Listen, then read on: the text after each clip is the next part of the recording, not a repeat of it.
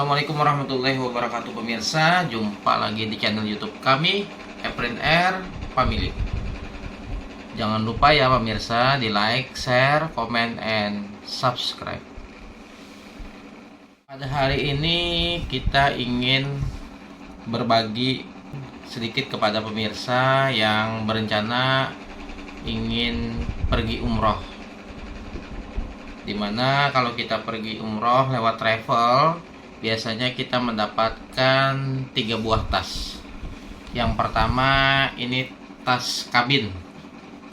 Nah, jadi kita bahas tas kabin dulu. Apa-apa saja yang bisa dibawa di tas kabin ini ya pemirsa.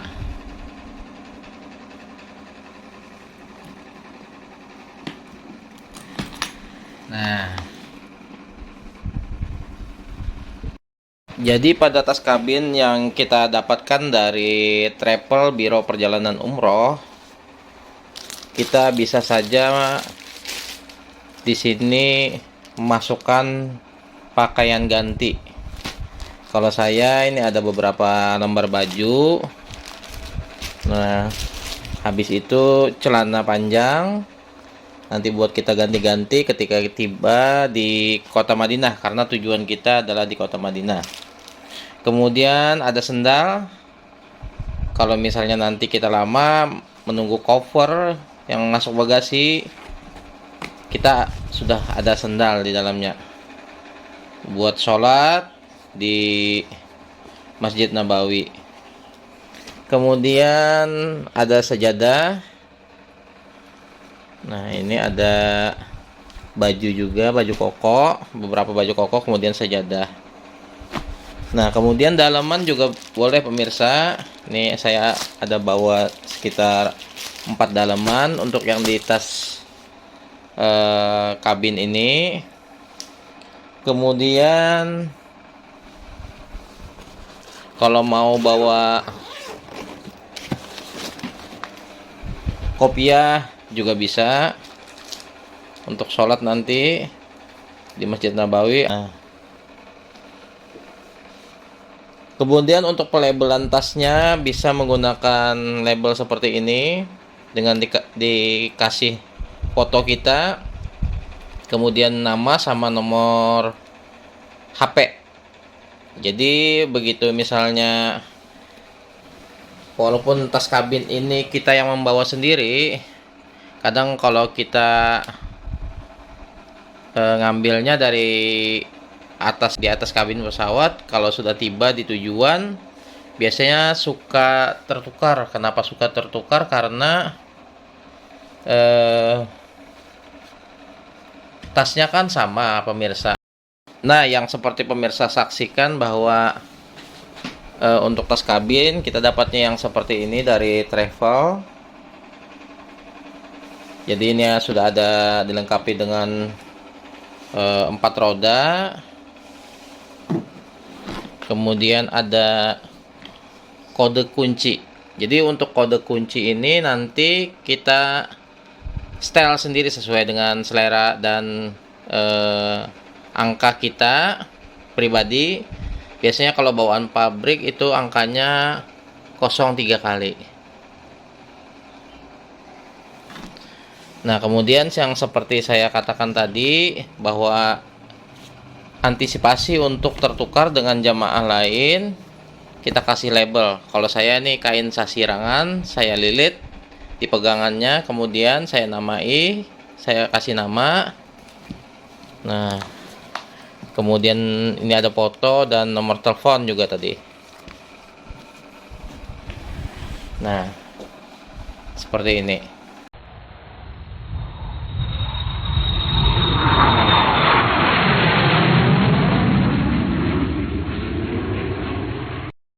Jadi pemirsa, pekerjaan umroh itu ada 7 perkara. Yang pertama, kita harus tahu dulu syarat. Kalau syarat umroh berarti apabila dikerjakan sah umrohnya, dan apabila ditinggalkan maka tidak sah umrohnya. Kemudian rukun. Kalau rukun artinya apabila dikerjakan umrohnya tetap sah. Apabila ditinggalkan, maka umrohnya tidak sah. Terakhir yaitu wajib.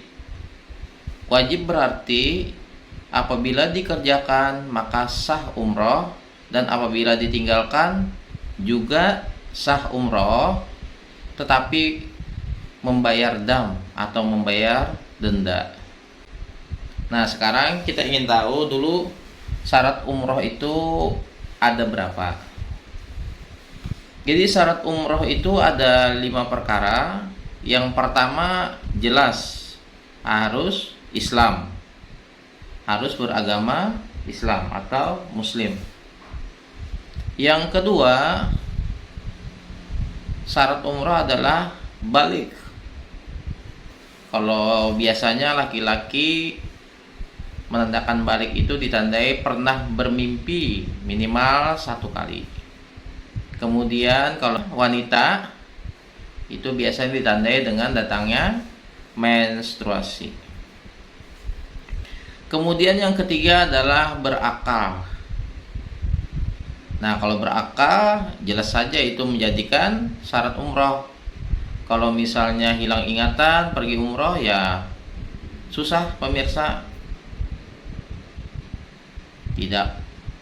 Bukan merupakan syarat umroh, jadi harus berakal. Kemudian yang keempat adalah merdeka. Dan kelima, mengetahui perbuatan umroh.